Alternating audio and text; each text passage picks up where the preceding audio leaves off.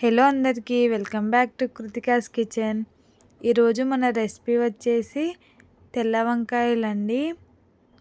వంకాయలలో 2 రకాలు ఉంటాయండి. కొంతమందికి నల్లవి నచ్చుతాయి, కొంతమందికి తెల్లవైతే నచ్చుతాయండి. మా అమ్మగారికి అయితే తెల్ల వంకాయలు అంటే చాలా ఇష్టం అండి. ఎలాంటి మసాలాలు లేకుండా సింపుల్గా ఎలా ప్రిపేర్ చేయాలో చూసేద్దాం.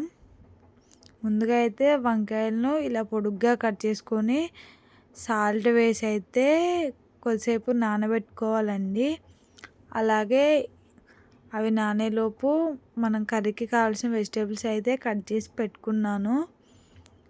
నేను కడాయి పెట్టుకొని 3 టేబుల్ స్పూన్ ఆయిల్ అయితే వేసుకుంటున్నానండి. ఆయిల్ అనేది హీట్ ఎక్కిన తర్వాత ఇందులోనే 1 టేబుల్ స్పూన్ జీలకర్ర, అలాగే 1 టేబుల్ స్పూన్ ఆవాలు అయితే వేసుకుంటున్నానండి. అవి కొద్దిగా ఫ్రై అయిన తర్వాత ఇందులోనే 3 మెంతులు అయితే ఉంటాయి కదండి. మెంతులు అనేవి నేను చాలా కర్రీస్లలోకి అయితే వేస్తూ ఉంటాను. హెల్త్కు చాలా మంచిదండి. అలాగే ఆనియన్స్ అయితే వేసుకుంటున్నాను. అలాగే 3-4 పచ్చిమిర్చిని అయితే పొడుగ్గా చీల్చి వేసుకుంటున్నాను. అలాగే 3 రెబ్బల కరివేపాకండి. కరివేపాకు వేసుకొని అయితే అంతా చక్కగా ఒకసారి కలిపేసుకోవాలండి. చూస్తున్నారు కదా, ఈ విధంగా అయితే కలిపేసుకోవాలి. ఆనియన్ అనేది పచ్చివాసన పోయి గోల్డెన్ బ్రౌన్ కలర్లోకి వచ్చేదాకా అయితే ఫ్రై చేసుకోవాలండి. చూస్తున్నారు కదా, ఈ విధంగా అయితే ఫ్రై చేసుకోవాలి. ఇందులోనే మనం ముందుగా కడిగి ఉప్పులో నానబెట్టుకున్న వంకాయ ముక్కలు అయితే ఉంటాయి కదండి, అవైతే వేసుకుంటున్నాను. అయితే వేసుకోవాలండి. చూస్తున్నారు కదా, ఇలాగైతే కడిగి అయితే వేసుకోవాలి. చక్కగా అంతా కూడా కలిపేసుకోవాలండి. ఆనియన్స్, పచ్చిమిర్చి అంతా కలిసేలాగైతే ముక్కల్ని అయితే కలిపేసుకుంటున్నాను. ఇక్కడ ఇలాగైతే కలిపేసుకోవాలండి. కలిపేసుకున్న తర్వాత ఇందులోనే 1 టేబుల్ స్పూన్ పసుపును అయితే యాడ్ చేస్తున్నానండి. అలాగే మన టేస్ట్కి తగినంత ఉప్పునైతే వేసుకుంటున్నాను. వేసుకొని చక్కగా అంతా కూడా బాగా కలిపేసుకోవాలండి. అలాగైతే చూస్తున్నారు కదండి,